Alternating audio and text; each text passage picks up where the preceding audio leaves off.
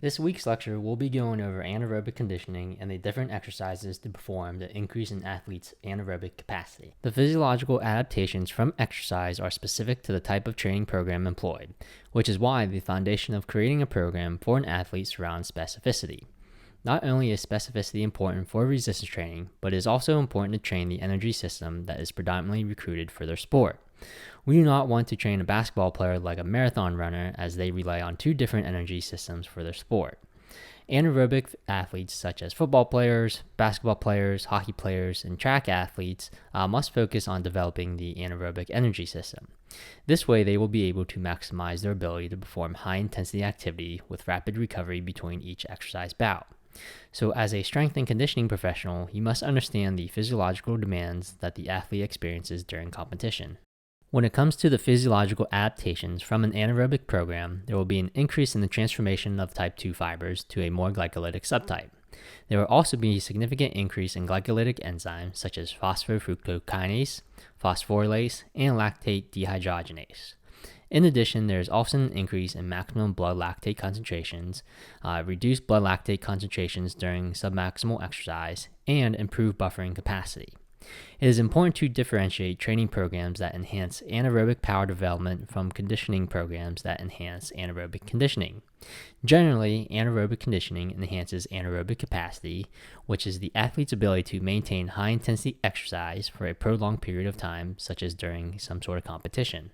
There are two different muscle fiber types, which are classified as type 1, which is considered slow twitch, and this is mainly seen in endurance athletes, and type 2, which is considered fast twitch, which is more seen in athletes who are more explosive, such as sprinters. The differences between the two muscle fibers relates to force characteristics, contraction speed, and fatigue rate. When we look at fast twitch muscle fibers, they have a high force capacity and a high speed of contraction, but they fatigue quickly. Slow twitch muscle fibers have a slower contraction speed and a lower force capability, but are fatigue resistant. We can go into a bit more detail on the muscle fibers, as there are three muscle fibers we are primarily looking at. The first one is type 1, which are slow oxidative fibers that combine low myosin ATPase activity with high oxidative capacity. They have high mitochondria and myoglobin content and also give a red appearance. For type 2 muscle fibers, we can look at the subtype of type 2A. These are fast oxidative glycolytic fibers and combine high myosin ATPase activity with high oxidative capacity and intermediate glycolytic capacity. So these are your intermediate muscle fibers, but still are considered fast twitch. The third muscle fiber type is type 2X, and this is a fast glycolytic muscle fiber and combines with high myosin ATPase activity with high glycolytic capacity. This type 2 muscle subtype produces a faster contraction speed compared to type 2A. Also, type 2X have few mitochondria and myoglobin content, is a large storage of glycogen, and gives a white appearance. One way that we can tell or kind of differentiate between muscle fiber type is taking a muscle biopsy and then staining it. So you can see here on the figure to the right that this is a muscle biopsy and the muscle fiber is stained. You can see with type 1 that is stained black, or gives the appearance of black. With type 2A, this is going to be kind of an unstained kind of muscle fiber, which is going to look under the microscope, giving that white appearance, even though type 2X is the white appearance. So just don't get those confused. And you can see for type 2X, with the stain, this gives off a gray appearance. This figure displays the rate of fatigue development between type 1, type 2A, and type 2X muscle fibers. We can see the top one relates to type 1 muscle fibers, the middle one is referring to type 2A, and the bottom is referring to type 2X, since that is the quickest to fatigue compared to the rest. The proportion of type 1 to type 2 muscle fibers appears to be genetically determined. Also, you are unable to alter fiber types such as type 1 to type 2 muscle fibers. However, though, with training, you can alter muscle fibers within a fiber type, as we have different muscle fiber subtypes.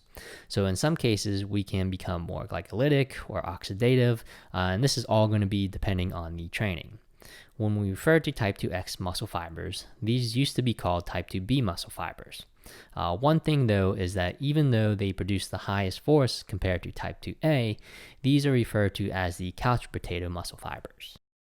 High-intensity exercise and high-intensity resistance training combined with endurance training stimulates the transformation of the fiber subtype type 2X to type 2A. This is due to adaptation and becoming more efficient. Whenever you stop training, though, there's a shift back from type 2A to type 2X muscle fibers. When an individual is only performing endurance exercise, they can increase type 2C muscle fibers.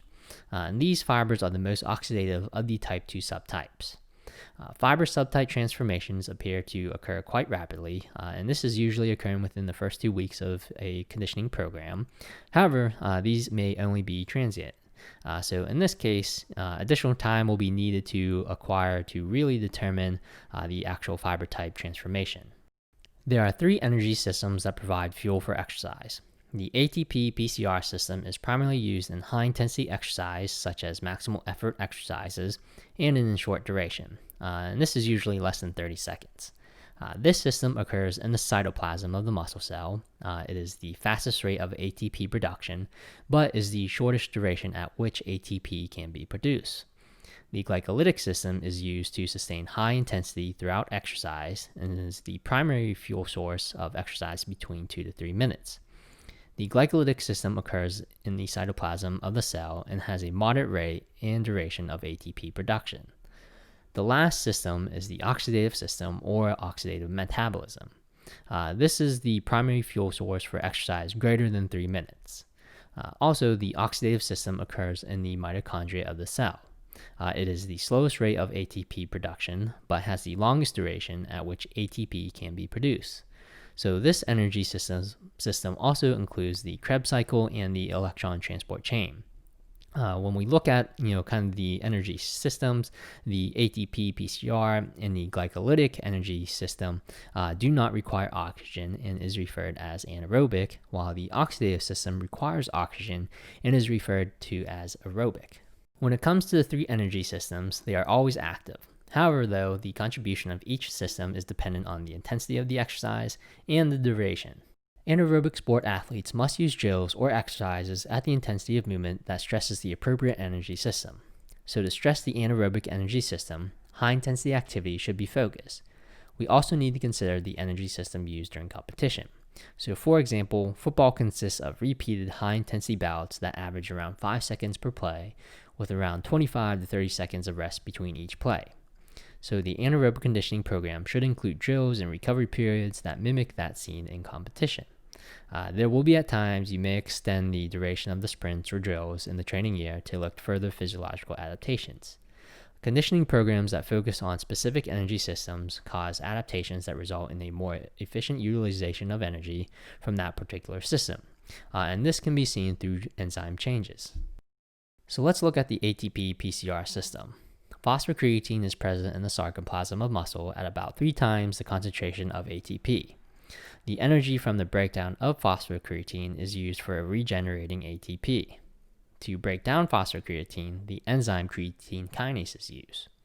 Creatine kinase breaks down phosphocreatine into creatine and an inorganic phosphate. The inorganic phosphate will combine with ADP and form ATP.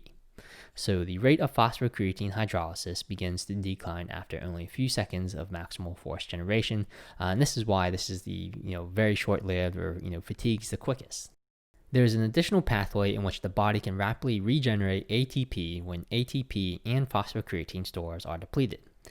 The myokinase reaction generates ATP from 2 ADP molecules. The myokinase enzyme will convert the 2 ADP molecules to form that ATP molecule and AMP. AMP is a very powerful stimulant in glycolysis, which is another way to get energy from. To improve the functioning of the phosphagen system or the ATP PCR system, adaptations would have to increase phosphagen concentrations within the muscle by increasing concentrations of either ATP or creatine phosphate. However, it is extremely difficult to cause physiological adaptations within this system. So due to this, a lot of athletes or individuals will supplement with creatine. Short duration, high intensity exercise, around 5 to 6 seconds, causes little to no changes in resting phosphagen concentrations or the enzyme creatine kinase. However, it may be possible if the exercise duration is greater than 10 seconds though. But this will be very dependent on the athlete's training status, their experience, the duration of the sprint that you provide them, and also the length of the program. As duration of high intensity exercise increases, the energy required to fuel this exercise is coming from the glycolytic system. In this system is where glycolysis is occurring, which is the breakdown of carbohydrates. The use of the system can come from carbohydrates stored in the muscle or glucose to resynthesize ATP. Furthermore, the glycolytic system can be referred to as fast or slow glycolysis, where fast relates to the conversion of lactate, while slow relates to the Krebs cycle and eventually leading to oxidative metabolism. The use of muscle glycogen is used within the glycolytic system for ATP production. So the breakdown of glycogen to glucose 6-phosphate is called glycogenolysis. A difference between glucose and glycogen from the start is that glycogen doesn't require a breakdown of ATP. So the enzyme phosphorylase breaks down muscle glycogen, which leaves glycogen in an inorganic phosphate. With this, ATP isn't needed and will result in a net of 3 ATP created.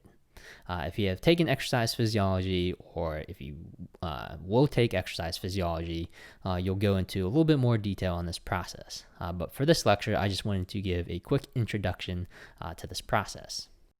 When exercising between 15 to 30 seconds or longer, it can increase glycolytic enzymes such as phosphofructokinase, phosphorylase, and lactate dehydrogenase. Elevations in these enzymes may enhance the efficiency of the glycolytic energy system. Interestingly, evidence suggests that the intermittent nature of high-intensity activity with sufficient recovery periods provides a greater stimulus to glycolytic enzyme adaptations compared to continuous exercise. In addition, high-intensity interval training may enhance VO2 max compared to continuous exercise. The stimulus that increases glycolytic enzyme concentrations also increases mitochondrial enzyme activity. An increase in the oxidative enzymes is more prevalent when the duration of high-intensity exercise exceeds 3 minutes. In addition, the magnitude of the increase in these enzymes is to a lesser degree compared to aerobic training.